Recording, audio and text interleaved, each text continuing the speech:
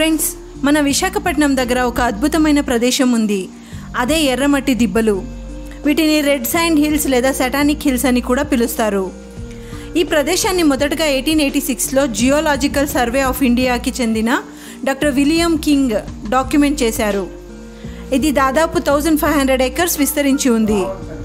సైంటిస్టుల ప్రకారం ఈ ఎర్రమట్టి దిబ్బలు దాదాపు 18,000 సంవత్సరాల క్రితం సహజంగా ఏర్పడినవి. ఇవి ప్రత్యేకమైన శాండ్ డ్యూన్స్ మరియు లోతైన గుల్లీస్తో కనిపిస్తాయి. ఇక్కడ కొండలపై కనిపించే ఎర్రటి రంగు వాటి శాండ్, సిల్ట్, క్లే మధ్యలో జరిగే ఆక్సిడేషన్ వల్ల వస్తుంది. అందుకే ఈ ప్రదేశానికి నేషనల్ జియో హెరిటేజ్ మాన్యుమెంట్గా గుర్తింపు లభించింది.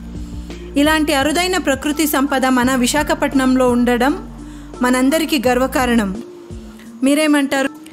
కరెక్ట్ అనిపిస్తే ఈ వీడియోకి ఒక లైక్ చేయండి. ఇలాంటి మరిన్ని వీడియోస్ కోసం మా ఛానల్ను సబ్స్క్రైబ్ చేసుకోండి.